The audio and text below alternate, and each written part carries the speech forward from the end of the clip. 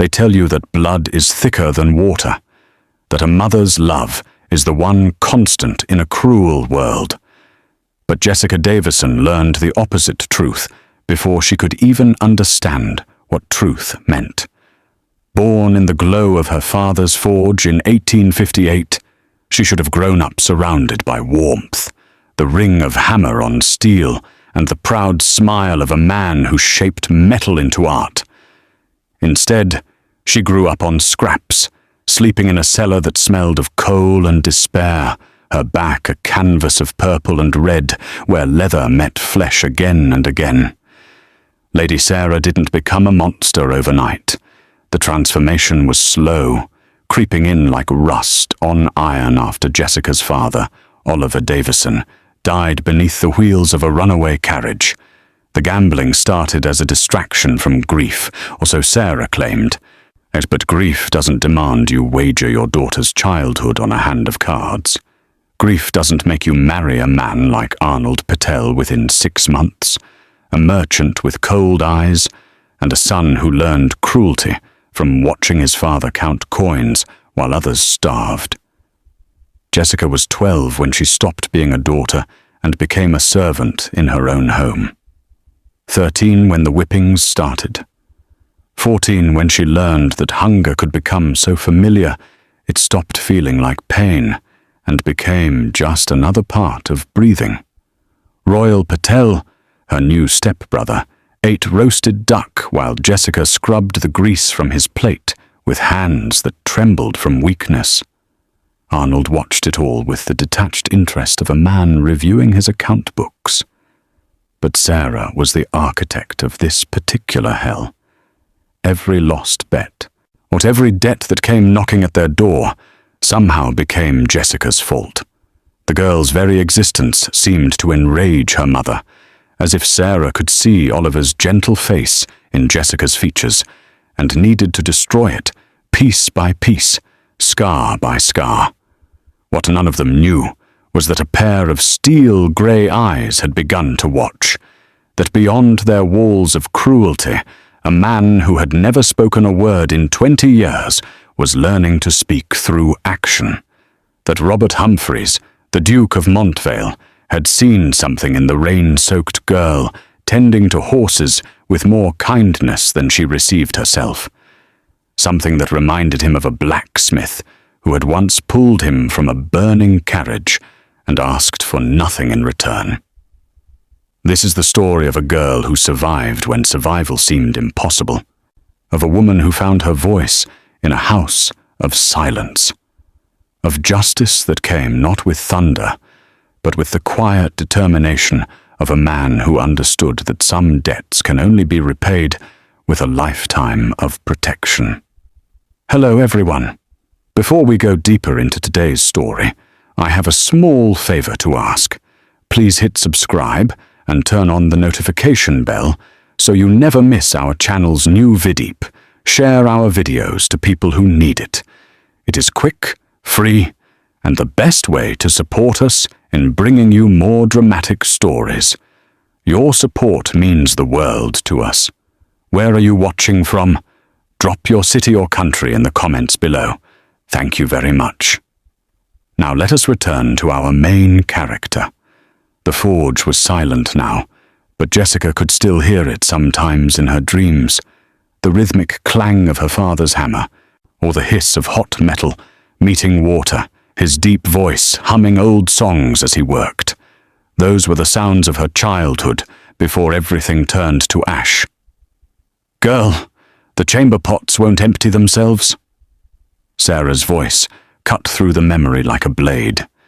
Jessica was on her knees, scrubbing the entrance hall floor, her 14th birthday having passed 2 days ago without acknowledgement. Her hands were raw, skin peeling from the harsh lye soap. "Yes, Mother." The word tasted like poison. "Don't call me that." Sarah's silk skirts rustled as she descended the stairs. The dress was new, emerald green with gold threading. She had won at cards last night. "You've done nothing to earn that title. Your father's death proved you're cursed, and cursed things don't deserve mothers. Jessica kept her eyes down, or she had learned that looking directly at Sarah only made things worse. Through her lowered gaze, she could see Arnold Patel's boots in the doorway of his study. He was listening, as he always did, never intervening. "The Duke of Montvale is visiting the county estates today," Sarah continued, her tone shifting to something artificially sweet. "Royal needs his best suit pressed. See that it's done properly, or you'll sleep in the stables tonight." "The stables would be warmer," Jessica muttered before she could stop herself. The slap came fast, snapping her head to the side. Her cheek bloomed hot and red. "What did you say?" "Nothing, Mother. I'll press Royal's suit." Sarah grabbed Jessica's chin, forcing her to look up. Her mother's face was beautiful still, but there was something rotting underneath, on something that showed in the tightness around her mouth, the constant calculation in her eyes. "You look just like him, you know. Your father." That same weak softness. Her fingers dug in harder. "But I'll beat it out of you if I have to. You'll learn your place." When Sarah released her and swept away, Jessica tasted blood from where she had bitten her tongue. In the study doorway, Arnold Patel had already turned away, his silence more damning than any words. The Davison home had once been modest, but warm. A blacksmith's cottage with a garden where Jessica's mother grew vegetables and herbs. Now it was something else, entirely. Arnold's money had expanded it, added wings and columns that seemed to mock the humble foundation beneath. The forge stood cold and empty, padlocked by Arnold's orders. Now Jessica carried Royal's suit to the pressing room, a cramped space off the kitchen, where steam and heat made the air thick enough to choke on. She was thin in a way that spoke of prolonged hunger, not natural build. Her dress hung loose, patched in places where the fabric had worn through. But her posture remained straight, her movements careful and precise. Her father had taught her that craftsmanship mattered, whether you were shaping steel or folding a collar. "Is that for me?" Royal appeared in the doorway, 17 and already developing the soft belly of someone who had never missed a meal. His face bore an expression of boredom mixed with casual cruelty. "Your mother asked me to press it." "My mother?" He laughed. "You mean my mother, Sarah Patel. You're just the blacksmith's brat she's stuck with." Jessica focused on the suit, laying it carefully across the pressing board. "I need to work, Royal. You need to remember your place." He stepped closer, and she could smell the wine on his breath, though it was barely noon. "Father says we're going to the Duke's estate inspection today. Real people only. You'll be here cleaning the privies where you belong." She said nothing, heating the iron, testing its temperature against a damp cloth. Silence was her shield. "Nothing to say? Good. You're learning."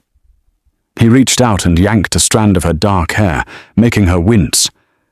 "Though I wonder what the Duke would think if he knew the proud Sarah Patel kept her daughter in the cellar like a rat." "He would think," Jessica said quietly, "that you're cruel because you watched your father be cruel. Wasn't you never learned anything better?" The iron clattered to the floor as Royal shoved her against the wall. His hand closed around her throat, not quite choking but threatening. "Say that again." "Royal, that's enough." Arnold's voice from the doorway was calm, almost bored. "We don't damage the help before guests arrive. There's work to be done." Royal released her, smirking. "She's not worth the effort anyway." When they left, Jessica retrieved the iron with shaking hands. The burn on her palm from catching it would blister, but she couldn't afford to show pain. She had learned to swallow it down, store it somewhere deep where it couldn't reach her face, couldn't give them the satisfaction. She pressed the suit with meticulous care, knowing that any imperfection would mean the belt. Then she carried it upstairs, left it in Royal's room, and returned to her real home, the coal cellar beneath the kitchen, where a thin mattress and a single blanket waited. There, in the darkness, she let herself remember. Her father teaching her to read, using the labels on his tools, his stories of the old country, of craftsmen who could fold steel 1,000 times to create blades that sang. The way he had looked at her mother Sarah with such complete devotion that it made the world seem safe. Strength comes from the fire, he used to say, but wisdom comes from knowing when to cool the metal. Too much heat, and it becomes brittle. Too little, and it stays soft. You have to find the balance. Little spark. She had been his little spark, his apprentice, learning the basics of the trade despite Sarah's protests that it wasn't proper for a girl. What Oliver had laughed at that. Proper is just a word people use when they want to limit possibility. Now he was gone, and possibility had died with him. Jessica curled around the hollow ache in her chest and waited for sleep that wouldn't come. The carriage arrived at 10 in the morning, finer than anything Jessica had seen outside of county fair days. From her position, scrubbing the front steps, she watched Arnold and Sarah emerge in their finest clothes, Royal strutting between them like a peacock. "Remember, Jessica," Sarah had hissed earlier, while applying powder to hide the purple shadows under her eyes from another late gambling night. "You are not to be seen. If the Duke's party passes through, you disappear. Understood?" "Yes, Mother." "Don't call me that." Now Jessica kept her head down, her hands moving mechanically over stone that was already clean. She had learned the art of becoming invisible, of taking up no space, making no sound. It was survival. The Duke's inspection party would tour the county estates, reviewing properties and meeting with the merchants and landowners who paid taxes to the Montvale Duchy. It was tradition, something that happened every 5 years. Arnold had been preparing for weeks, his anxiety showing in the way he snapped at servants and counted his coin purse repeatedly. "The Duke could increase our taxes," he had told Sarah, "or worse, revoke my merchant license if he finds irregularities." Jessica wondered what irregularities he feared. She had seen the ledgers he kept locked in his study, had glimpsed numbers that didn't match the official books he showed his partners. But it wasn't her business. Nothing was her business except survival. The estate grew quiet after the carriage left. The other servants, the cook Mrs. Thornberry and the stable hand Joel Fraser, went about their work. They were kind to Jessica when Sarah wasn't watching, slipping her extra food, letting her warm herself by the kitchen fire. But they had families to feed, positions to maintain. They couldn't risk more. Jessica finished the steps and moved to the stables. The horses needed tending, and here, at least, she found something like peace. The animals didn't care that she was cursed or unwanted. They just appreciated gentle hands and kind words. "There you are, Smoke," she murmured to her father's old draft horse, the only creature left from their previous life that Arnold hadn't sold. The horse was too old for hard work now, kept only because the cost of disposal exceeded the cost of feed. "Did you sleep well?" Smoke nuzzled her palm, his breath warm. She had smuggled a carrot from the kitchen, a risk that could earn her the whip if discovered, but worth it to see the old horse's joy. "I remember when Father brought you home," she continued, brushing his mane with careful strokes. "You were so strong then. You pulled the wagon carrying all his best work to the county fair. Do you remember?" The horse's ear flicked, and Jessica chose to believe he understood. He won first prize that year, made Mother smile, really smile, before everything changed. She didn't hear the footsteps until they were very close. When she turned, her heart seized. A man stood in the stable entrance, backlit by noon sun so she couldn't see his face clearly. But his silhouette spoke of wealth and power, the cut of his coat too fine for a common visitor. He was tall, broad-shouldered, and utterly still in a way that reminded her of a hawk before it dove. Jessica dropped into a curtsy, her mind racing. The Duke! It had to be. But why was he here? The inspection was happening at the main estates across the county. He stepped forward, and she saw him properly. Late 30s, perhaps, with silver threading through dark hair. His face was stern, carved from the same stone as the castle ruins that overlooked the valley. But his eyes, grey as winter storms, held something she couldn't name. Not anger. Not pity. Something else. He looked at her, then at Smoke, then at the clean stables around them. His gaze caught on her hands, still holding the brush, and she realized he could see the blisters, the burns, the too-thin wrists. She waited for him to speak, to demand to know why the help was visible when she should be hidden. He didn't speak. He reached into his coat and withdrew a small leather journal and a graphite pencil.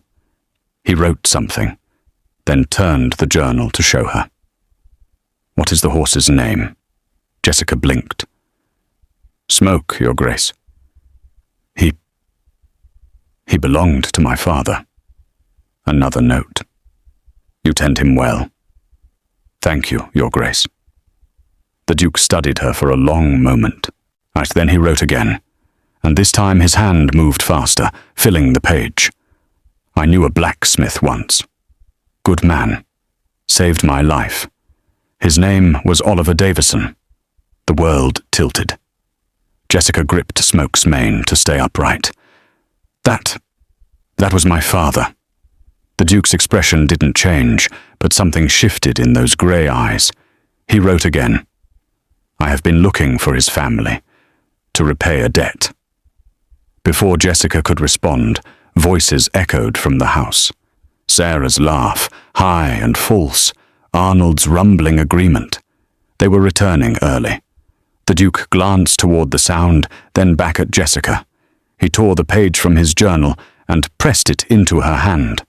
Then he turned and walked out of the stables with the silent grace of smoke dissipating. Jessica looked down at the paper. Beneath his earlier words, he had added one more line. "Or you are not forgotten."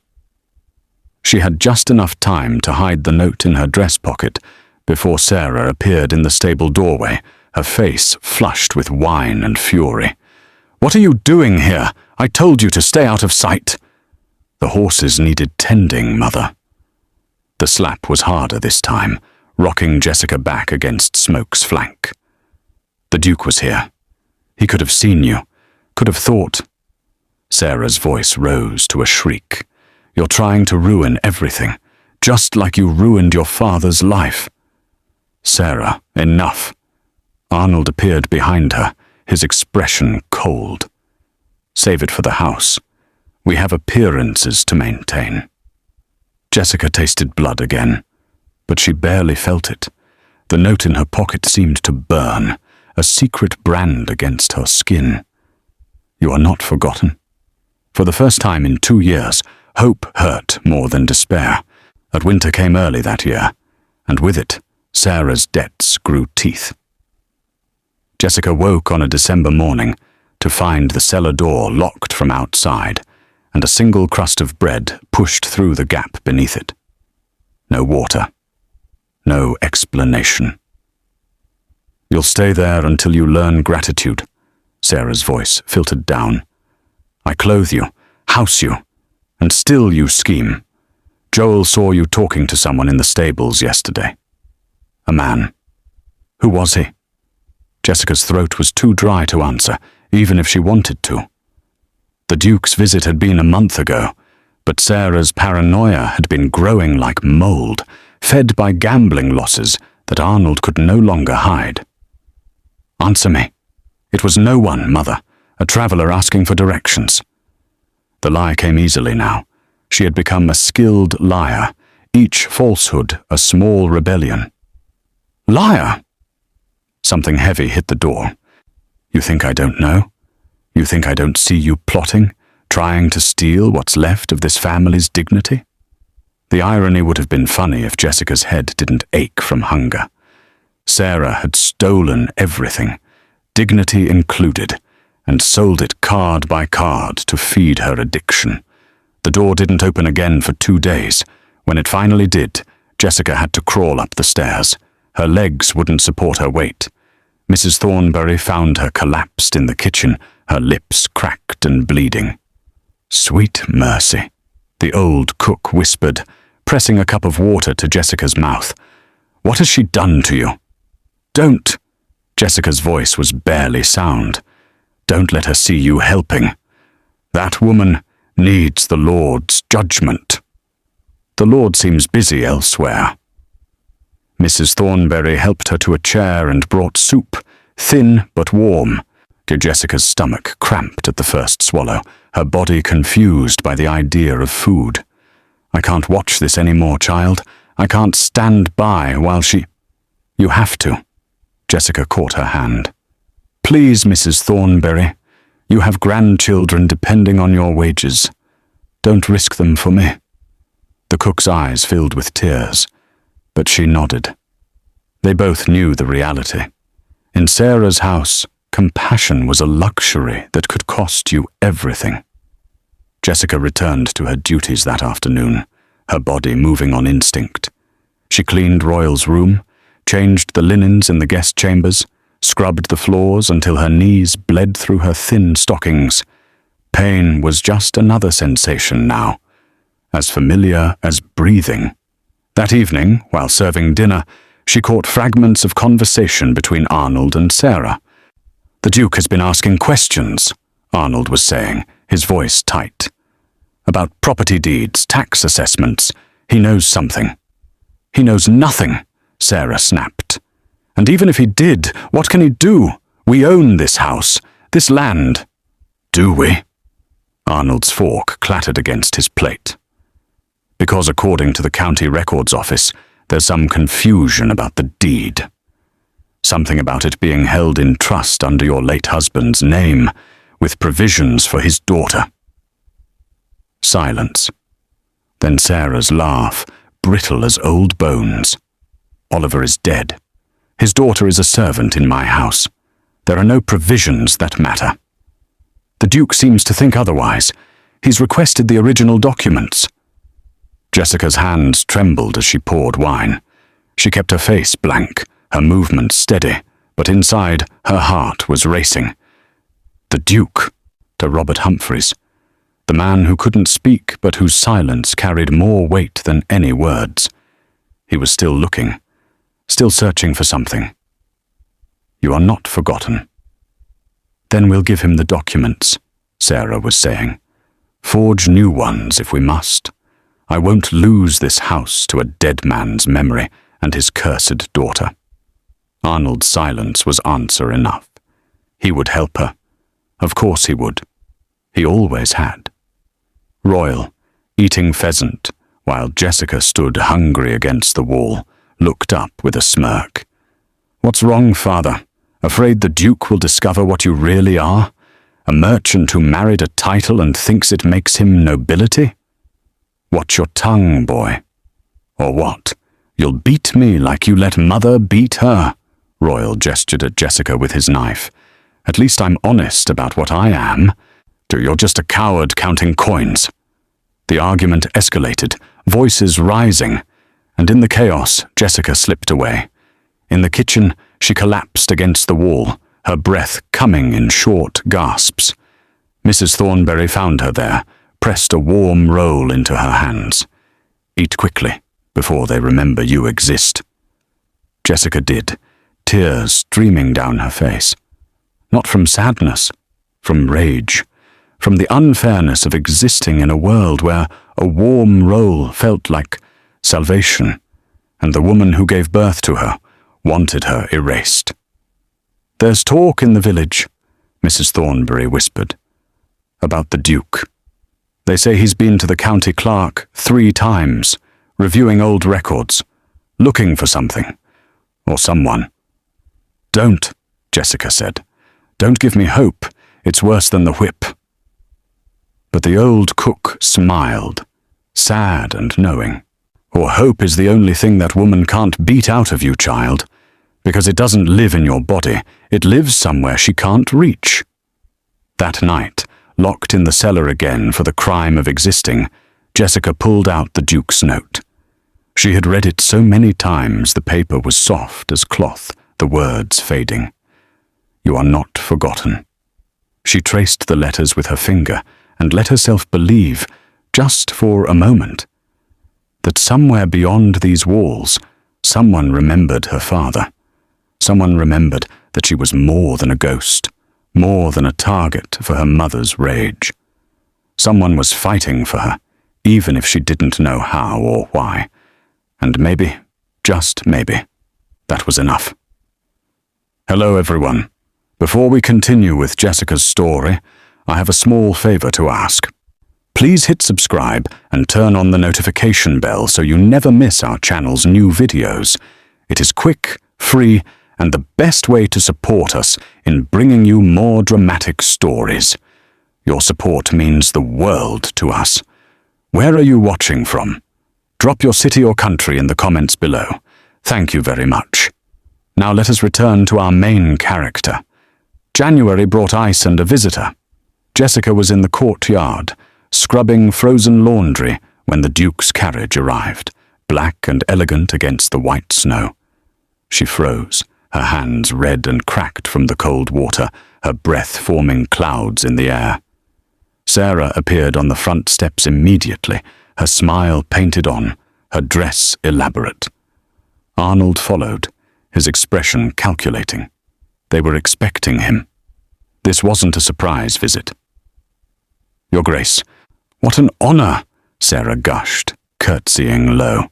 "Please come inside where it's warm." The Duke descended from his carriage with that same controlled grace Jessica remembered.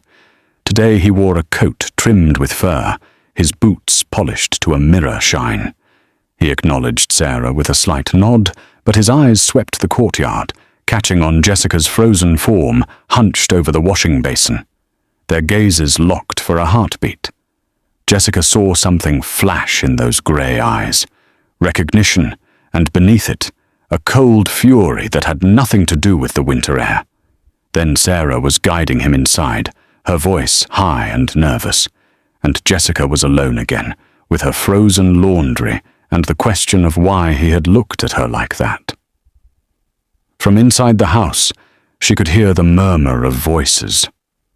She worked close to a window, not quite eavesdropping, but not quite avoiding it either. "Reviewing all county property deeds," the Duke's representative was saying.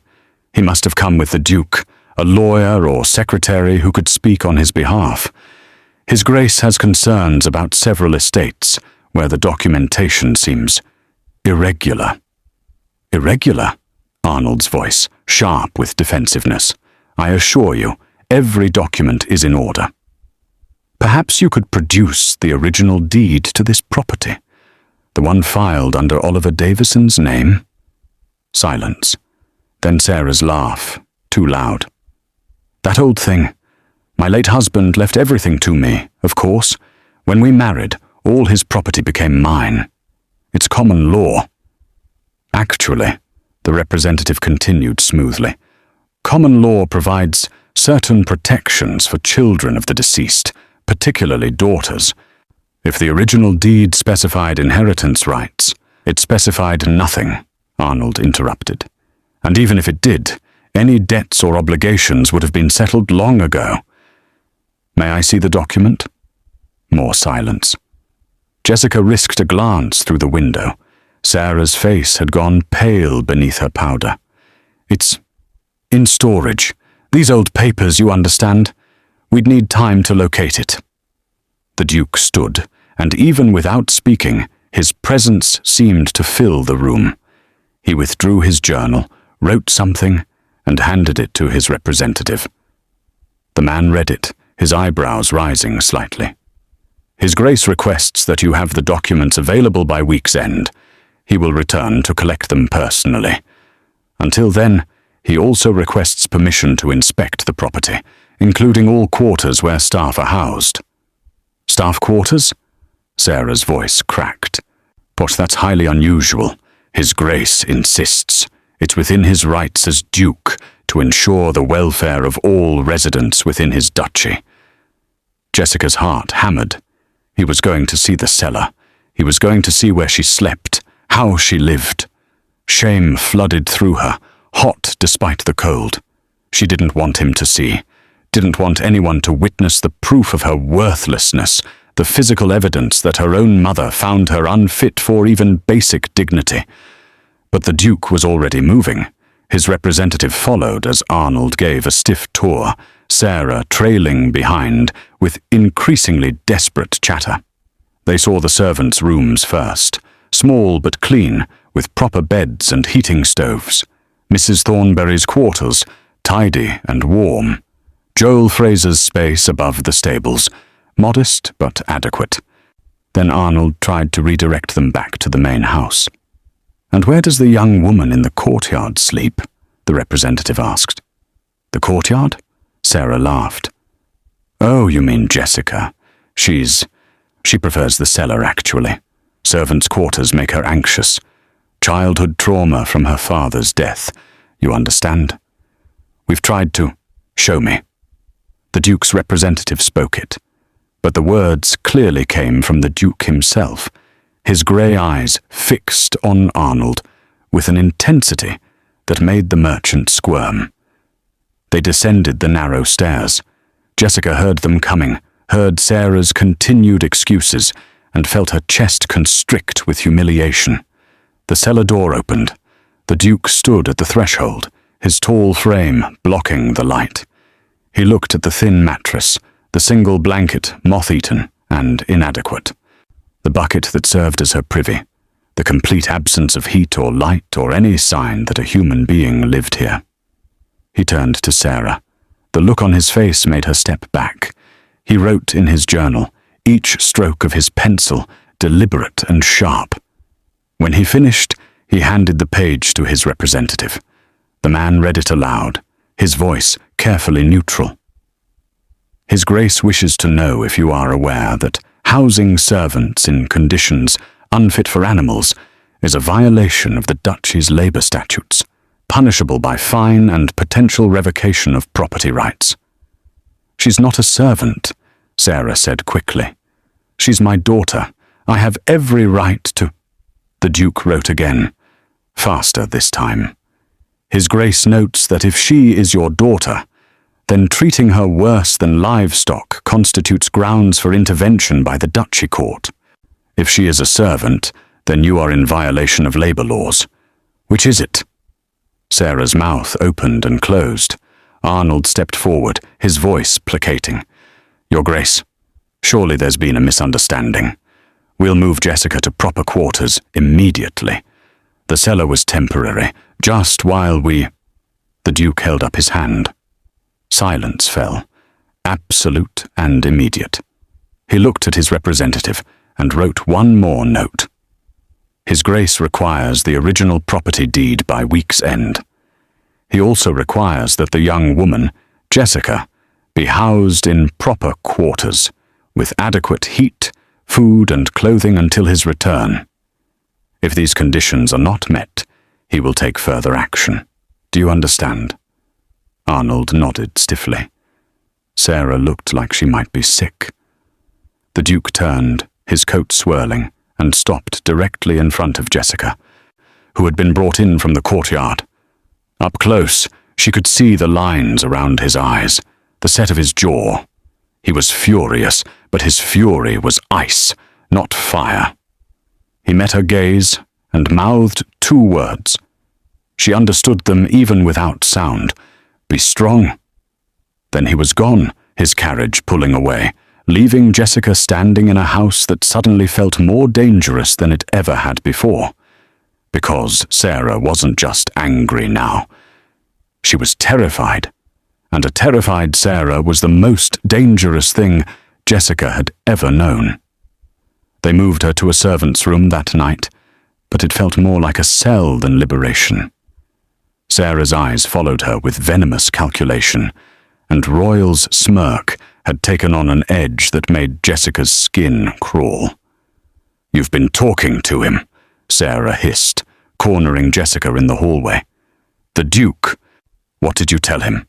"Nothing, Mother. I swear I've said nothing." "Liar!" Sarah's hand shot out, gripping Jessica's jaw hard enough to bruise. "He knows about the deed. He knows things he shouldn't. You told him. I don't know anything about the deed." "But you want to, don't you? You want to steal what's mine, what I built after your cursed father died, and left me with nothing but debts and a useless daughter." Jessica tried to pull away, but Sarah's grip tightened, her manicured nails drawing blood. "I should have drowned you when you were born," Sarah whispered, her breath sour with wine. "Would have saved us all this trouble."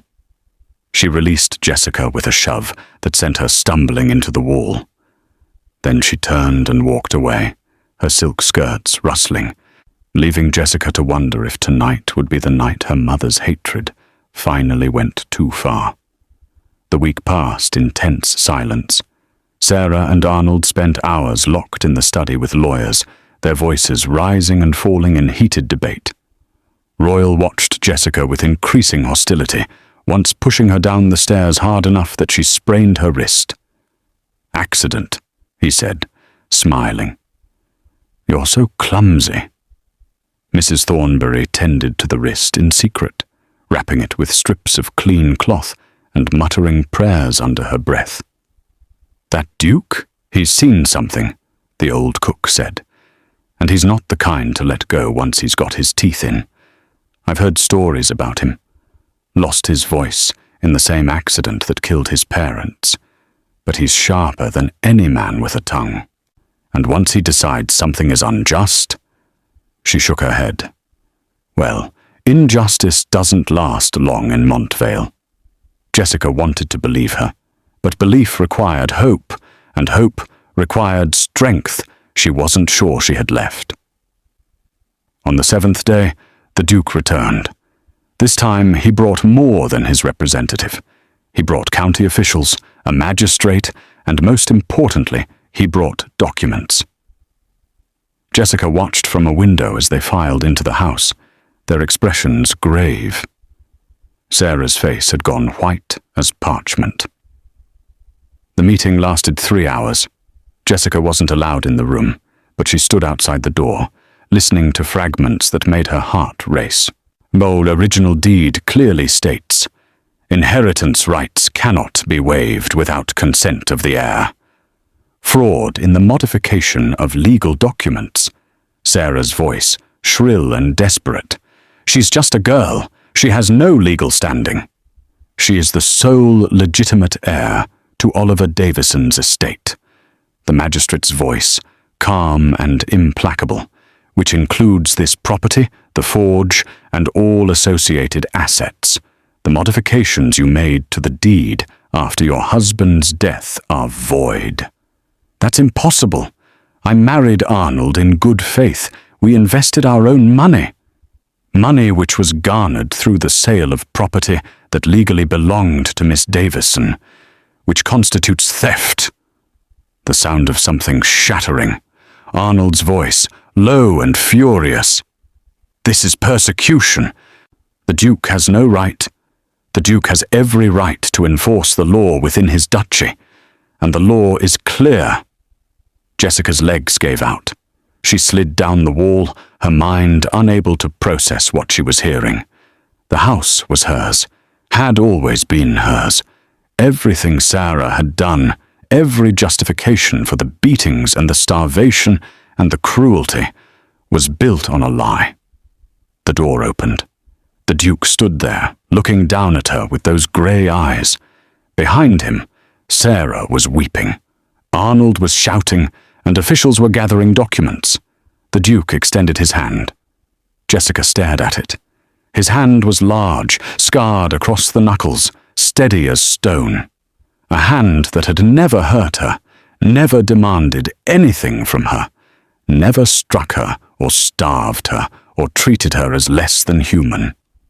She took it. He pulled her gently to her feet, and for the first time in years, Jessica felt like she was standing on solid ground. The representative appeared beside them. "Miss Davison, the magistrate would like to speak with you about your living conditions and what you wish to do with your property." Jessica's voice was hoarse. "I don't understand what's happening." "Your father," the representative explained, "left his entire estate to you in trust until you came of age.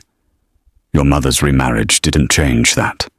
She has been living on your property, using your resources, and claiming ownership that was never legally hers. But she always said. She lied," the Duke's representative said simply. "And now the truth has consequences." Sarah appeared in the doorway, mascara running down her face. For a moment, she looked almost human, almost like the mother Jessica vaguely remembered from before the gambling, before the cruelty. "Jessica, please. You have to understand. I did what I thought was best. After your father died, the debts, the pressure, I couldn't manage alone." "So you beat me instead?" Jessica's voice was barely a whisper, but it carried. "You starved me, locked me in a cellar, told me I was cursed. That was what you thought was best? I was trying to make you strong." "No." Jessica straightened, feeling the Duke's solid presence beside her like an anchor. "You were trying to break me so you could forget you ever loved Father. So you could forget that he was good and kind, and you weren't." Sarah's face twisted. The moment of humanity vanished, replaced by the rage Jessica knew so well. "You ungrateful little wretch. After everything I've done for you, feeding you, clothing you." "Enough." The magistrate stepped forward. "Lady Patel, you are hereby notified that you have 30 days to vacate this property. Any attempt to remove or sell assets will be considered theft and prosecuted accordingly." "Vacate? This is my home." "This is Miss Davison's home. You are a guest who has overstayed her welcome." Arnold pushed past Sarah, his expression calculating even in defeat. "And what of my investments, the renovations, the improvements?" "You are welcome to submit receipts for review. Any legitimate improvements to the property may be compensated at fair value, minus the cost of Miss Davison's care and upkeep during the time she was misappropriated." Jessica almost laughed. Misappropriated, as if she were a piece of furniture that had been used incorrectly. The Duke touched her shoulder, gentle but grounding. When she looked up at him, he mouthed one word. "Come." She understood without explanation. He was offering sanctuary, a place to go while the legal matters were settled, while Sarah and Arnold packed their lies and left. "I'll go with him," Jessica said to the magistrate. "Are you certain, Miss Davison? You could stay here with a guardian appointed by the court." "I'm certain. Because staying in this house, even for one more night, even with Sarah's power broken, would destroy something in her that had managed to survive everything else." Mrs. Thornbury appeared with a small bag. "What, I packed your father's things, child. The ones I've been hiding all these years. And a few of yours." Jessica took the bag, tears finally coming. "Thank you for everything." "You thank the Duke," the old cook said, glancing at Robert with something like awe. "He's been working on this for months, searching records, questioning officials, building a case. He knew your father, you see, knew what kind of man he was, and he knew that man wouldn't leave his daughter to wolves." The Duke's expression didn't change, but something in his eyes softened. He offered Jessica his arm, formal and courtly, as if she were already the lady of the estate, and not a girl in rags with bruises layered on bruises. She took it, and together they walked out of the house where she had suffered, past Sarah's wails and Arnold's curses, or past Royal's shocked silence. The Duke's carriage waited, black and beautiful, lined with velvet the colour of deep burgundy. He helped her inside, his touch careful, as if she might break. As the carriage pulled away, Jessica looked back one last time. The house stood against the winter sky, beautiful and poisonous. Sarah's face appeared in a window, twisted with rage. Jessica didn't wave. She turned forward, toward whatever came next, and let herself breathe. The Duke sat across from her, writing in his journal. When he finished, he showed her the page. "You're safe now, I promise." Jessica believed him, because Robert Humphreys, the Duke of Montvale, was a man who had spent months building a case to save a blacksmith's daughter. A man who couldn't speak but whose silence was louder than any oath. Or a man who understood that some debts could only be repaid with a lifetime of protection. And for the first time since her father died, Jessica Davison felt like she might actually survive. We are halfway through Jessica's journey from the ashes to the throne. Many of you are watching right now, feeling the weight of her struggle, yet you haven't subscribed. It takes only a second to support the storytelling that brings these lessons of justice to life. If you believe that no one should suffer in silence like Jessica, show your support now. Don't leave her story unfinished.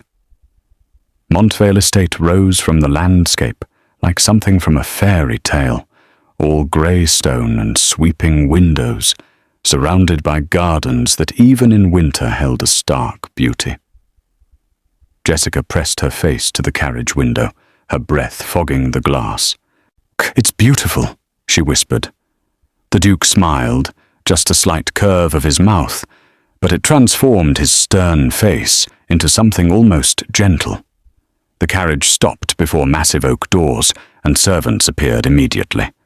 They moved with efficiency, but Jessica noticed something unusual. They watched the Duke's hands, not his face. He communicated through gesture, quick movements that they seemed to understand perfectly. A woman in her 50s approached, her expression warm. She curtsied to the Duke, then turned to Jessica with kind eyes. "Miss Davison, I'm Mrs. Thornberry, the head housekeeper here. His Grace has instructed me to ensure you have everything you need. Please come inside. You must be frozen." "Mrs. Thornberry." Jessica blinked. "But I knew a Mrs. Thornberry at my sister, dear. She wrote to me about you months ago. When His Grace started making inquiries, I knew it was only a matter of time." She took Jessica's arm gently. "Come now, let's get you warm." The inside of the estate was overwhelming. Marble floors, paintings that must have cost fortunes, chandeliers that sparkled with what looked like real crystal. Jessica felt, suddenly, painfully aware of her patched dress, her cracked boots, the bruises still visible on her wrists. Mrs. Thornberry noticed her hesitation. "You're not a guest here, Miss Davison. His Grace wants you to know this is your home for as long as you need it. Perhaps longer, if things work out, as I suspect they will." The older woman's smile held secrets Jessica didn't understand yet. They climbed a grand staircase, turned down a hallway lined with portraits of stern-faced nobles, and stopped at a door carved with roses. "Your room," Mrs. Thornberry said, opening it. Jessica stepped inside and stopped breathing. The room was bigger than the entire cottage she had shared with her father. A four-poster bed dominated one wall, draped in fabric the color of morning sky. A fireplace crackled with warmth. Windows overlooked the gardens, and in the corner a copper bathtub steamed with hot water, already prepared. "I thought you might want to wash first," Mrs. Thornberry said. "Then there's a meal waiting. His Grace insists you eat before you rest. Doctor's orders. You're far too thin, and we need to build your strength slowly." Jessica touched the bed, half expecting it to disappear. The fabric was soft, softer than anything she had ever felt. "I don't understand," she said quietly. "Why is he doing this?" Mrs. Thornberry's expression turned serious. 20 years ago, His Grace was in a carriage accident. The horses bolted, the driver was killed, and the carriage went into a ravine. He was trapped inside with his parents, who died on impact. The fire started almost immediately. Jessica's hand flew to her mouth. A blacksmith pulled him out, burned his own hands badly doing it, but he saved the Duke's life. By the time help arrived, the blacksmith was gone. Never left his name, never asked for reward. His Grace has been searching for that man for 2 decades. "My father," Jessica whispered. "Your father," Mrs. Thornberry confirmed. "He found you 3 months ago by accident, making a county inspection. Saw you in those stables, saw how you were treated, and started digging into your family's history. When he realized who you were," she smiled. "Well, let's just say His Grace takes his debts very seriously." Jessica sank onto the bed, overwhelmed. "My father saved him? And now His Grace is saving you. Call it fate, call it justice, call it whatever you like. The important thing is you're here now, and you're safe." The bath was heaven. Mrs. Thornberry helped her wash, gentle with the bruises, careful with the half-healed welts on her back. The water turned grey with dirt, and Jessica felt layers of pain and fear wash away with it. Clean clothes waited, a simple dress in soft wool, undergarments that actually fit, stockings without holes. Jessica touched each item with wonder, still half convinced it would vanish. The meal came next, brought by a servant to her room. Mrs. Thornberry supervised as Jessica ate small portions of broth, bread, and mild cheese.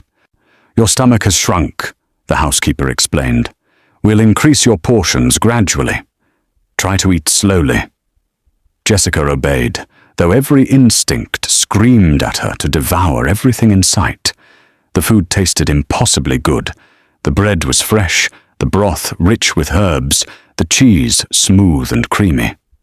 Halfway through the meal, the Duke appeared in the doorway. He knocked first, waiting for permission before entering, a courtesy no one had shown Jessica in years. "Come in, Your Grace," Jessica said, wiping her mouth self-consciously. He entered, carrying a wooden box under his arm. He set it on the table beside her meal and opened it. Inside were tools. Blacksmith's tools, old and well used, the handles worn smooth from decades of work. "Fathers," Jessica breathed, recognizing them immediately. How did you—" The Duke pulled out his journal. "I went to the old forge. These were still there, locked away. I thought you might want them." Tears came, sudden and overwhelming. Jessica touched the hammer, the tongs, the small anvil her father had let her practice on. They smelled of metal and oil and memory. "He was teaching me," she said through the tears, "before he died. He said I had good hands for the work, that gender didn't matter if you had the skill." The Duke smiled and wrote again. "He was right. I saw how you cared for the horse, how you maintained the stables. You have his precision, his attention to detail. I miss him so much." "I know." The Duke sat across from her, his presence solid and reassuring. He didn't try to stop her crying, didn't tell her to be strong or to move on. He just sat, silent as always, and let her grieve properly for the first time since her father's death. When the tears finally slowed, Jessica found her voice again. "Why did he never tell anyone? That he saved you?" The Duke considered this, then wrote carefully. "Because he was a good man who did good things without expecting reward. The world has too few of those. And you're trying to repay him by saving me. No. The Duke underlined the word twice. I'm saving you because it's the right thing to do. Because no one deserves what you endured. Your father's sacrifice made it personal, but the injustice made it necessary. Jessica looked at this quiet, powerful man who had upended her entire world in the span of a week. What happens now? Now you heal. You rest. You learn that the world can be kind as well as cruel. And when you're ready, we decide together what comes next. Together? The Duke's expression turned almost shy. He wrote quickly, then showed her the page with what looked like reluctance. I have a proposition, but it can wait until you're stronger. For now, just know that you have a home here for as long as you want it. Jessica wanted to ask more, but exhaustion was pulling at her like a tide. The warm food, the soft bed, but the safety, it was all too much for her traumatized system to process.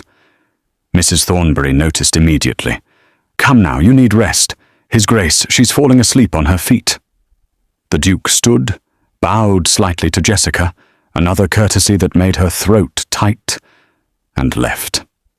Mrs. Thornbury helped Jessica into bed, tucking the covers around her like she was a small child.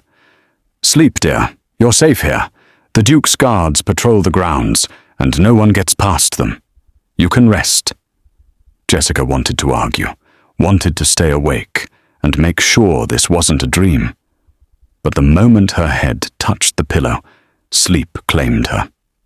For the first time in years, she slept without nightmares, without fear, without the expectation of being woken by a blow or a shout. She slept like the child she had never been allowed to be safe in the knowledge that someone was watching over her. Someone who asked for nothing in return except the chance to right an old wrong and create something new from the ashes of the past. Jessica woke to sunlight, real sunlight streaming through windows that weren't barred or covered. For a moment, panic seized her. She had overslept. Sarah would be furious. The punishment would be severe. Then memory returned. The Duke, Montvale, safety. She sat up, her body aching in new ways. Not the ache of injury or hunger, but the ache of muscles finally allowed to relax, of tension finally released. A knock at the door made her tense again, old habits dying hard. Miss Davison, it's Mrs. Thornbury. May I come in? Yes, please. The housekeeper entered with a tray of breakfast. Eggs, toast, fruit, tea. Real food, enough to make Jessica's eyes water. His Grace thought you might like to eat in your room this morning. He knows everything must be overwhelming. It is, Jessica admitted. I keep thinking I'll wake up back in the cellar. You won't. The Duke has already assigned guards to watch your mother's house. If she tries to come for you, she'll be arrested. You're protected now. Jessica ate slowly, savoring each bite. The eggs were perfect, the toast crisp, the fruit sweet and fresh.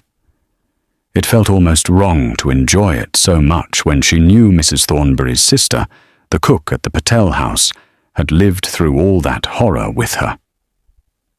After breakfast, Mrs. Thornbury helped her dress. The clothes were simple but well made, a dress in deep blue that actually fit. When Jessica looked in the mirror, she barely recognized herself. Not you're going to be beautiful once you've had proper care, Mrs. Thornbury said. You have your father's eyes. The morning passed in a blur. Jessica explored her room, finding books on the shelves. Real books, not the tattered ones Sarah had grudgingly allowed. She found paper and pencils, a music box that played a haunting melody when opened. Around midday, the Duke came to call. He knocked again, that same courtesy that made her chest tight. Come in, Your Grace. He entered, today dressed more casually in just a vest and shirt sleeves. He looked younger like this, less intimidating. He carried his journal, as always, and gestured toward the window. "Would you like to see the estate? The fresh air might do you good." Jessica hesitated. "I don't want to impose on your time." He smiled and wrote quickly. "You're not an imposition. You're the daughter of the man who gave me my life.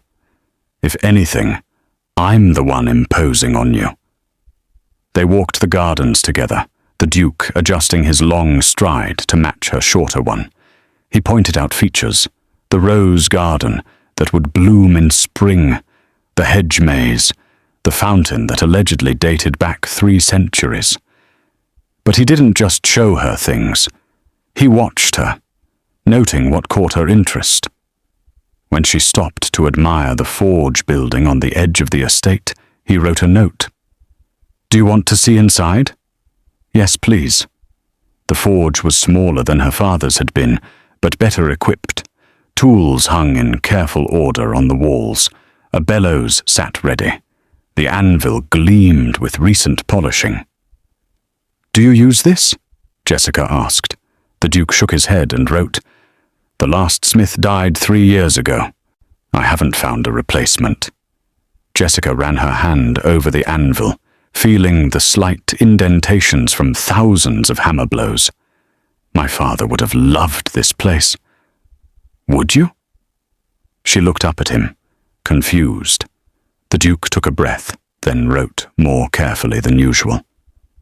"I have a proposition. I said I would wait, but seeing you here, I think now might be the right time." Jessica's heart began to race. "Your property, the house and forge, legally belongs to you. But it will take time to clear Sarah and Arnold out, to restore everything. In the meantime, you need somewhere to live, somewhere to heal." He turned the page. "I would like to offer you a position here. Not as a servant, as an equal. You could learn the forge, help me manage the estate, have a real home. In return, well, I offer my protection and my resources to help you reclaim what's yours." "That's very generous, but..." He held up his hand and wrote more. "There's more. I'm 38 years old. I've never married. The duchy expects an heir, and my advisors have been pressuring me to find a wife. But every woman they introduce treats my silence as a flaw to be overlooked, rather than simply how I am." Jessica's breath caught. "You're 18, legally an adult. You've survived horrors that would break most people. You're intelligent, kind, and you understand that silence doesn't mean absence." He turned to a new page, his hand shaking slightly. "I'm not asking you to love me. I'm not even asking you to marry me right now. I'm asking if you would consider, in time, a partnership, a marriage of mutual respect and protection. You would have security, resources, and freedom. I would have a partner who sees me as I am, not as a damaged duke." Jessica couldn't breathe. "You want to marry me?" "Eventually, if you want to. There's no pressure, no expectation, but I wanted to be honest about my intentions from the start." She looked at this man who had saved her, who had spent months building a case to free her, who was offering her not just rescue, but a future. "I don't know how to be a duchess," she said quietly. "I don't know how to be a husband," he wrote. "We could learn together. People would talk about the age difference, about how we met. Let them talk. I stopped caring about gossip 20 years ago, when I lost my voice and learned who my real friends were." Jessica touched the anvil again, thinking of her father. What would he say? Would he approve of this quiet, powerful man who communicated through actions rather than words? She thought she knew the answer. Her father had always said that a person's character showed in what they did, not what they promised. And Robert Humphreys had done more for her in 3 months than anyone had in years. "Can I think about it?" she asked. Not the proposition. I mean, yes, I'd like to stay here, learn the forge, help with the estate. But the marriage part? Can that wait? The Duke's relief was visible. He nodded vigorously and wrote, "Of course. Take all the time you need. Years, if necessary. I just wanted you to know my intentions." "Why?" The question burst out before she could stop it. "Why me? You're a duke. You could have anyone." He looked at her for a long moment, then wrote slowly, "Because when I saw you in those stables, or caring for that horse despite your own pain, I saw something I recognize. Strength that doesn't need to announce itself. Kindness that survives despite cruelty. And I thought, if I could share my life with someone like that, I would be lucky indeed." Jessica felt tears prick her eyes again. "I'm broken," she whispered. "What Sarah did to me. The scars." The Duke gently tilted her chin up so she had to look at him. He wrote one word. "So? Then more. Everyone is broken somehow. I lost my voice and my parents in the same night. You lost your father and gained a monster. But broken things can be mended. And sometimes the mended version is stronger than the original." Jessica smiled through her tears. "You're very wise for a man who doesn't speak." "I've had a lot of time to think," he wrote with a wry smile. "I'd not much else to do during long council meetings. They laughed together, and it felt strange and wonderful. When was the last time Jessica had laughed? Really laughed? Not the bitter, hollow sound she sometimes made in the cellar. "I'd like to try," she said. "The forge, the estate, all of it. And maybe the other thing too. But slowly. Slowly is perfect," he wrote. "We have time." And standing there in the dusty forge, Jessica believed him. For the first time in years, she believed in time, in futures, in possibilities that didn't end in pain. She believed in this silent man who spoke volumes through his actions and offered her not pity, but partnership. It wasn't love. Not yet. But it was something better. It was hope. Spring came slowly to Montvale, bringing with it new growth and new revelations. Jessica had spent the winter learning. Mrs. Thornbury taught her estate management, how to review accounts, manage staff, plan menus. The Duke's secretary, a kind man named Christopher, taught her history and politics, preparing her for a role she wasn't sure she wanted, but was starting to understand might be necessary. And in the forge, Jessica taught herself. She lit the fires, heated the metal, and slowly, carefully, began to remember what her father had shown her. Her first attempts were clumsy. She burned herself, struck her thumb instead of the iron, created a horseshoe so misshapen it made her laugh. But she kept trying, and with each attempt, she heard her father's voice. "Patience, little spark. The metal will tell you when it's ready. You just have to listen."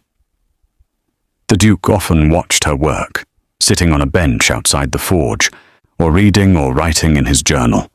He never criticized, never offered unwanted advice. He just was there, a steady presence that made her feel safe enough to fail. One afternoon in March, as Jessica was cleaning her tools, she noticed something odd. The forge's main anvil had a seam along one side, barely visible beneath years of use and soot. She ran her finger along it, frowning. It felt deliberate, not a crack from wear. "Your Grace?" She turned to find the Duke watching her. "Is this anvil supposed to open?" He looked genuinely surprised. He came closer, examining the seam with interest, then wrote, "I've never noticed that before. This forge has been here for generations." Jessica found a thin piece of metal and carefully worked it into the seam. Something clicked, and a small compartment popped open. Inside was a package wrapped in oilcloth, perfectly preserved. With shaking hands, Jessica unwrapped it.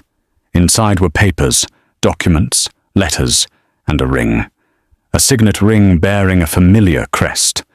She knew that ring. Her father had worn it every day. "That's father's," she whispered. "But how?" The Duke took the documents carefully, his expression growing more intent as he read. Then he sat heavily on the bench, his face pale. He wrote quickly, his handwriting shakier than usual.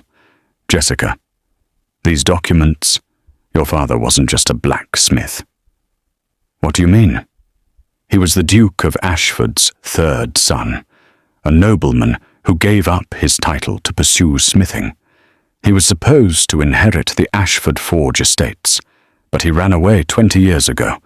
The family declared him dead rather than admit he chose a craft over a title." Jessica's legs gave out. She sat hard on the ground, her mind reeling. "My father was nobility?" The Duke nodded, and according to these documents, he never formally renounced his rights, which means legally. He didn't finish writing. He didn't need to. Jessica understood. If her father was the Duke of Ashford's son, and he never renounced his rights, then she wasn't just a blacksmith's daughter. She was the legitimate heir to the Ashford estates. "But that's impossible," she breathed. "He was a blacksmith. He chose that life." "He chose it," the Duke wrote.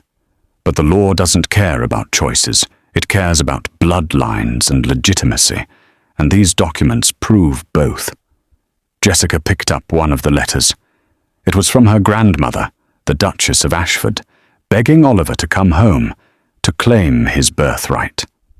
He had refused, writing back that he had found more honor in creating with his hands than in managing lands he didn't earn. Another letter, from her mother, Sarah, before they were married.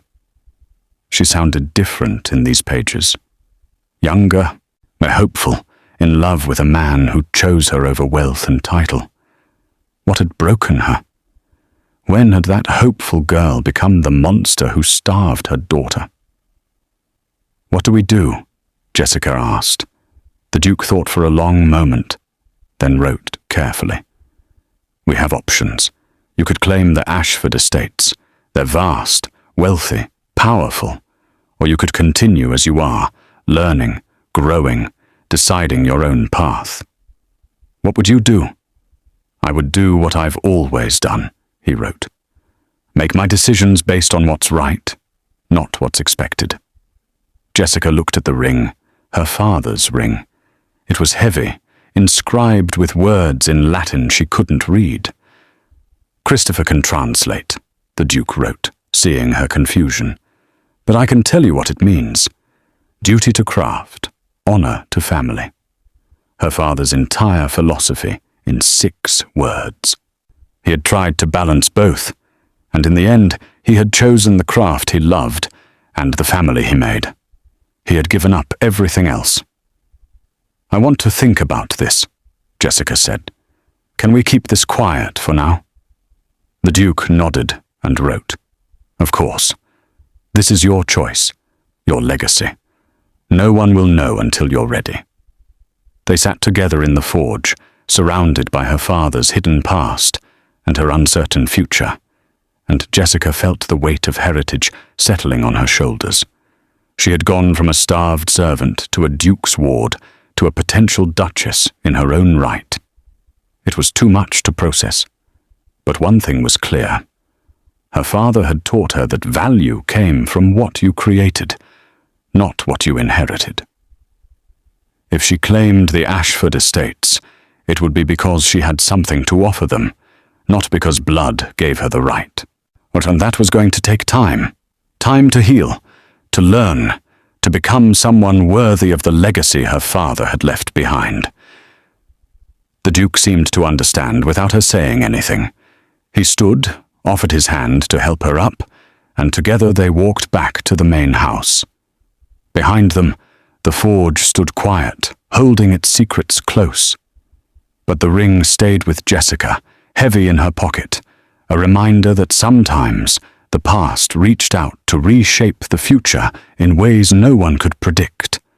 And sometimes, just sometimes, the broken girl became the heir, the servant became the lady, and the silent man became the bridge between who she was and who she could be.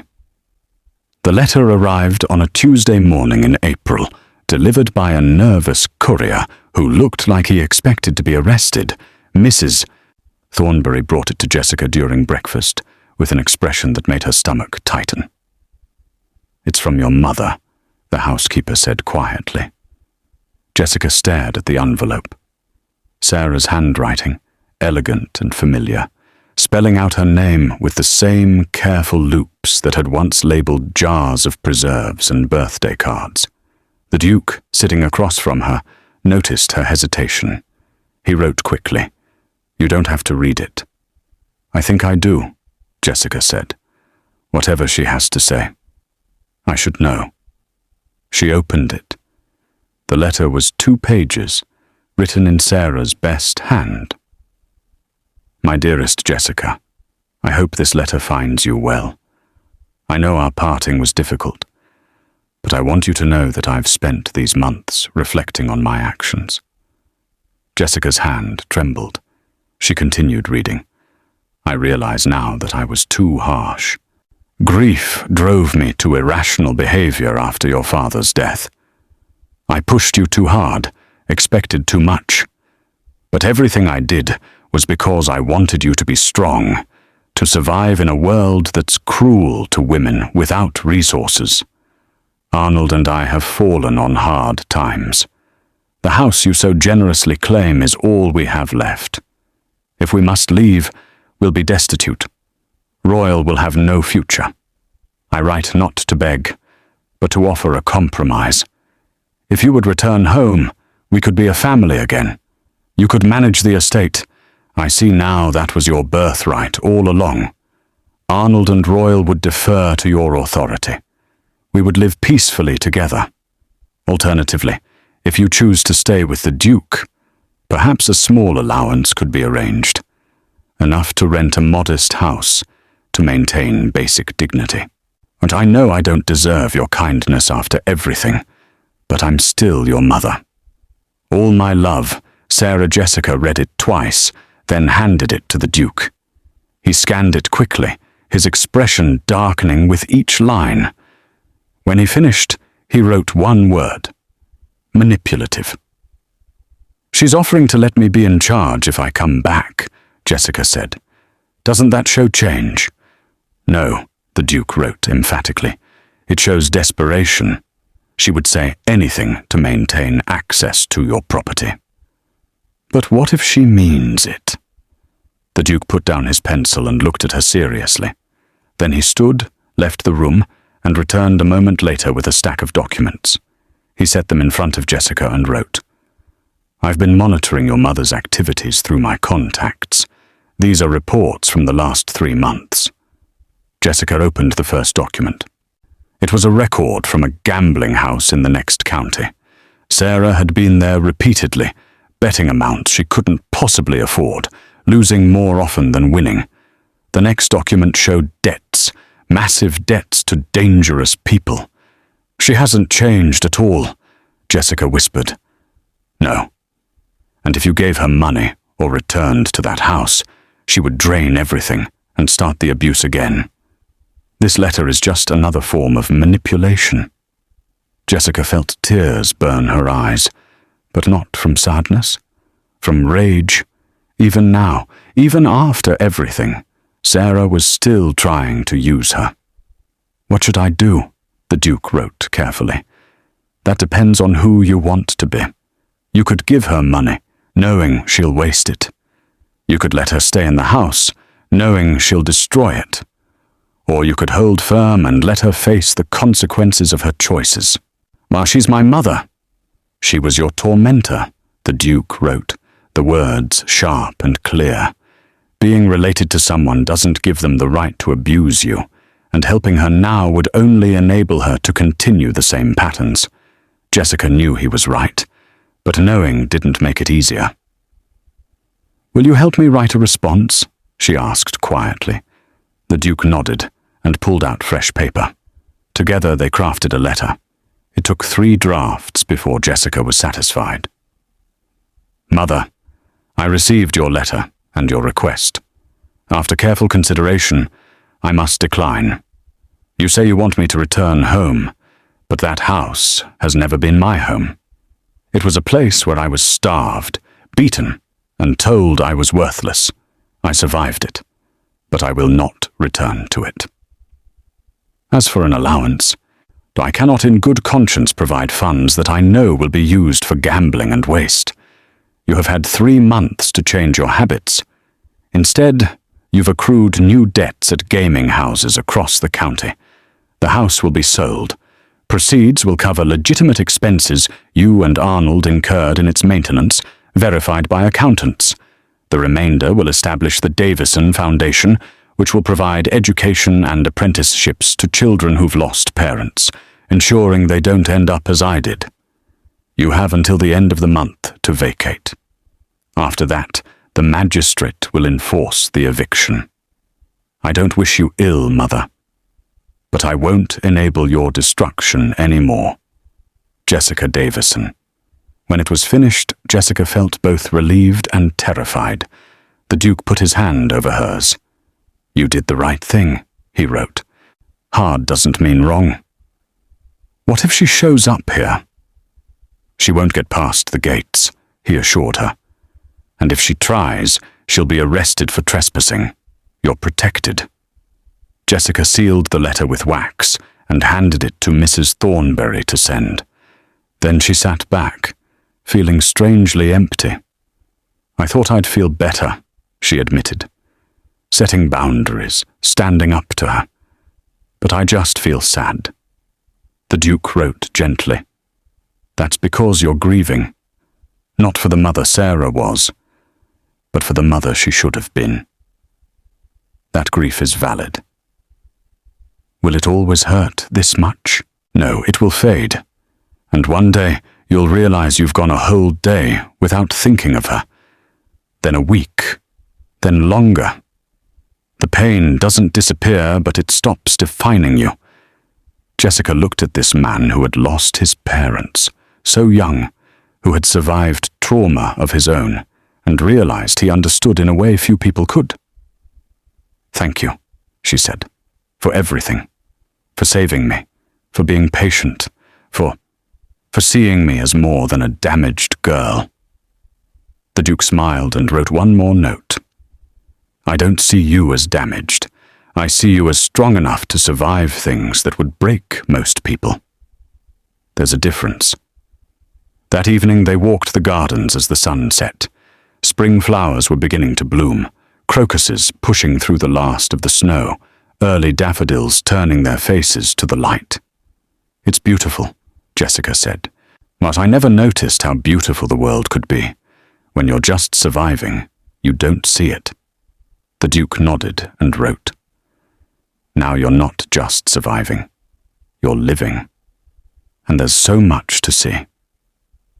Jessica stopped walking, turning to face him. In the golden light of sunset, he looked less severe, the lines around his eyes softening. Your proposition, she said, the one about partnership. His expression grew careful, hopeful. I think I'd like to say yes. Not immediately, she added quickly. But maybe, eventually, when I'm ready.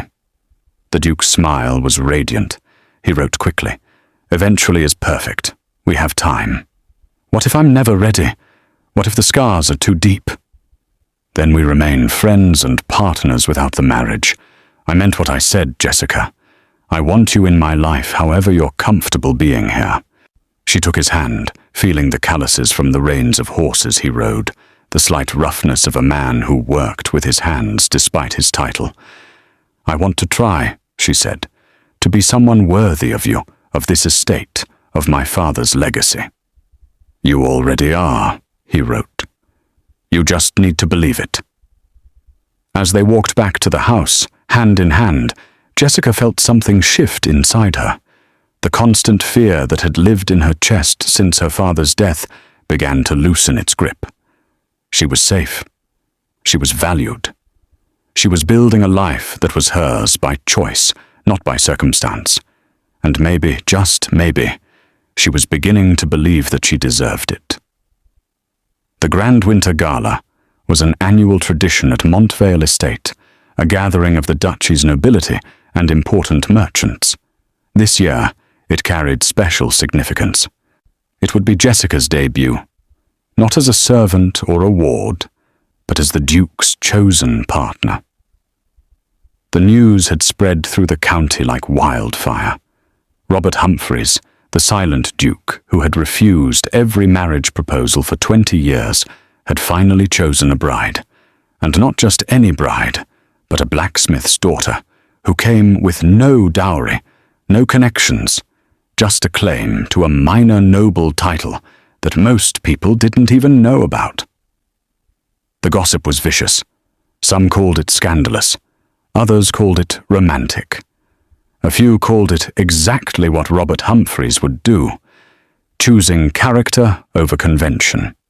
Jessica stood in her room, staring at the gown Mrs. Thornbury had helped her select.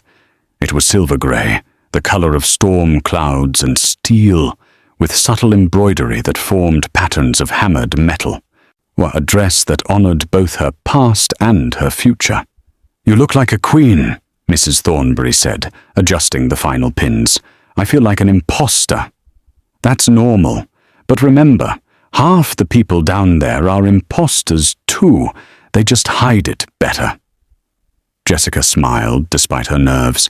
Over the past months, she had learned that nobility was often just acting, performing a role of confidence and authority until it became real. The Duke had been teaching her, not through words but through example. The way he carried himself, the way he made decisions, the way he commanded respect without ever speaking. A knock at the door made her jump. "His Grace is here," Mrs. Thornbury said with a knowing smile. Robert entered, resplendent in formal attire, his silver-threaded hair carefully styled. He stopped when he saw Jessica, his grey eyes widening. He pulled out his journal, wrote something, and showed her. "You're stunning." Jessica blushed. "It's the dress." "It's you," he wrote firmly. "The dress just makes it obvious." He offered his arm, formal and courtly. Jessica took it, her hand trembling slightly. "What if they hate me?" she whispered as they walked toward the ballroom. "Some will," he wrote honestly. "Others will love you. Most won't care either way. What matters is what you think of yourself." "I think I'm terrified." "Good. Fear means you care. Caring means you'll do your best." The ballroom doors opened, and a hush fell over the crowd. The room was massive, lit by thousands of candles in crystal chandeliers. Men in tailcoats and women in elaborate gowns turned to stare as Jessica and the Duke entered. The majordomo announced them. His Grace, my Robert Humphreys, Duke of Montvale, and Miss Jessica Davison. Not the blacksmith's daughter, not the ward, just her name, spoken with the same respect as any noble title. They descended the stairs together, and Jessica felt every eye in the room tracking their movement. She recognized some faces, merchants who had visited the Patel house, nobles who had seen her scrubbing floors and never bothered to look twice, and in the far corner, half hidden by a pillar, she saw them. Sarah, Arnold, and Royal. They had come, presumably hoping to make a scene or to plead their case in public. Sarah wore a dress that was too elaborate, too desperate, jewelry that sparkled, but was probably paste. Her face was powdered heavily, but Jessica could see the lines of stress, the telltale signs of someone who had been losing at cards more than winning. Their eyes met across the ballroom. Sarah's expression was complex. Hate, desperation, something that might have been regret if Jessica hadn't known better. The Duke felt Jessica tense. He wrote quickly on a small card he kept in his pocket. "Ignore them. They're nothing." But Jessica shook her head. "No, I need to do this." She approached her mother, the Duke, a solid presence at her side. The crowd parted, sensing drama. "Mother," Jessica said, her voice steady. "I didn't expect to see you here." "Jessica." Sarah's voice was honey over poison. "You look lovely." "Doesn't she, Arnold?" Arnold grunted, his eyes calculating. "Very fine. The Duke has excellent taste." "We hoped," Sarah continued, "that we might speak privately. About the house, about arrangements." "There's nothing to discuss," Jessica said. "I sent my response, that it was final. But surely, for your family—" "You are not my family." Jessica's voice rang clear. "You stopped being my family the first time you raised your hand to me, the first time you locked me in that cellar, the first time you chose gambling over your daughter's survival." Gasps rippled through the watching crowd. Sarah's face went white, then red. "How dare you?" she hissed. "After everything I sacrificed—" "You sacrificed nothing," Jessica interrupted. "You sold everything. Father's tools, his reputation, my childhood, all to feed an addiction you refuse to acknowledge." The Duke stepped forward, and though he said nothing, his presence was a wall of protection. He pulled out his journal and wrote a note, which his secretary, present for exactly this purpose, read aloud. "His Grace wishes to inform you, Lady Patel, that the sale of the Davison property is final. The eviction stands. Additionally, if you continue to harass Miss Davison, charges will be brought for trespass and intimidation. You have been warned." Sarah's carefully maintained composure cracked. "You ungrateful little wretch, I raised you." "You tortured me," Jessica said, quietly, "and the fact that you can't see the difference says everything about who you are." She turned away, the Duke's hand steady at her back. Behind them, Sarah's voice rose in protest, but it was Arnold who pulled her away, muttering about making a scene. Royal stayed frozen, his face pale. For a moment, he looked almost human, almost sorry. Jessica didn't care. She had said what she needed to say, and now she was done. The Duke guided her to the center of the ballroom. Music began, a waltz, and he offered his hand for the first dance. Jessica had learned to dance over the winter months, though she was still clumsy. But the Duke led with patient confidence, and she followed, feeling the eyes of the nobility watching their every move. "They're all staring," she whispered. He smiled and touched his chest, then pointed to her, then gestured around the room. The message was clear.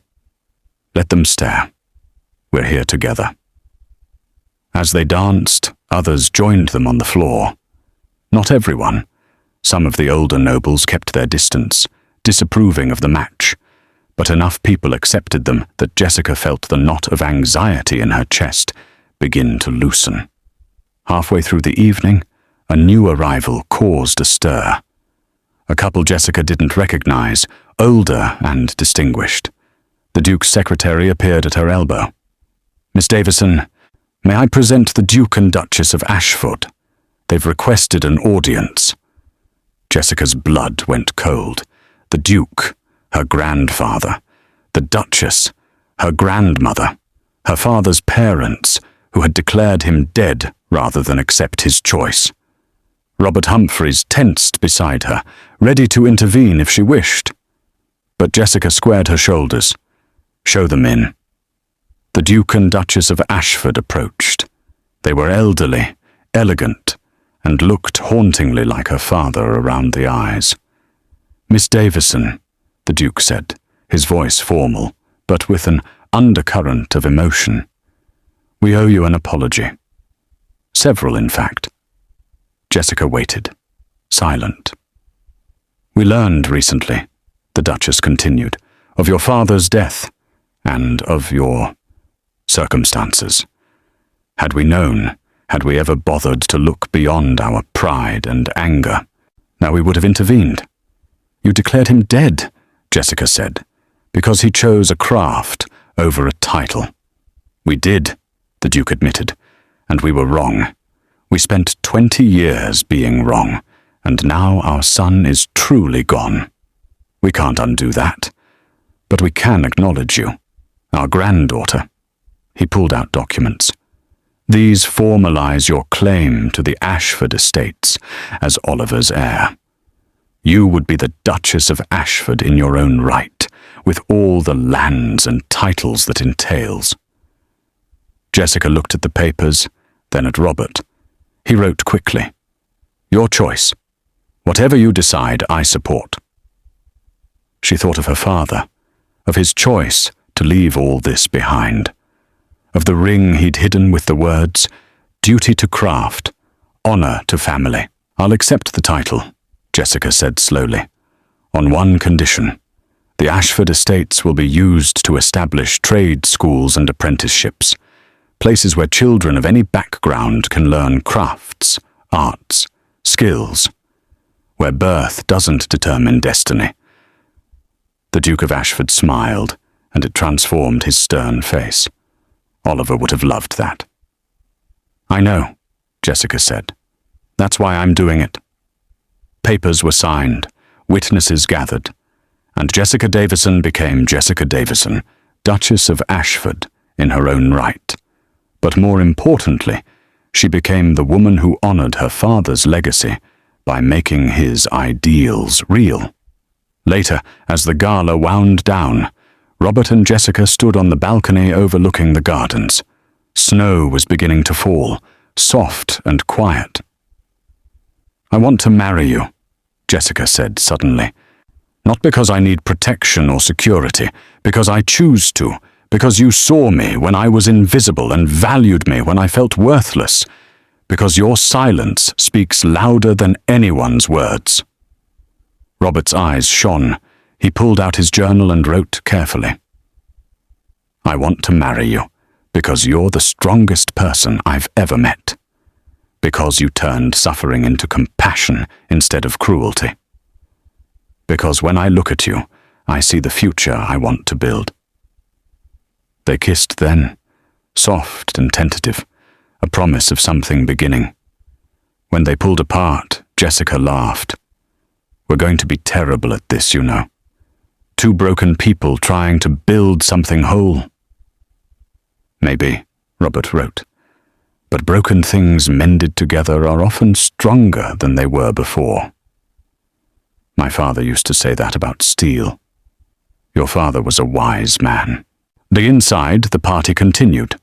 Sarah and Arnold had been escorted from the property. The nobility of Montvale had witnessed the beginning of a new era. And somewhere in the heavens, Oliver Davison smiled, knowing his daughter had not just survived, but thrived. The fire that was meant to consume her had only served to forge her into something unbreakable. And the girl who once believed she was cursed learned that she was actually blessed, blessed with resilience, with courage, and with a love that asked for nothing but gave everything. Thank you for staying with us until the end of Jessica's incredible transformation. If this story moved you, please give it a thumbs up and share it with someone who needs a reminder that their current situation is not their final destination.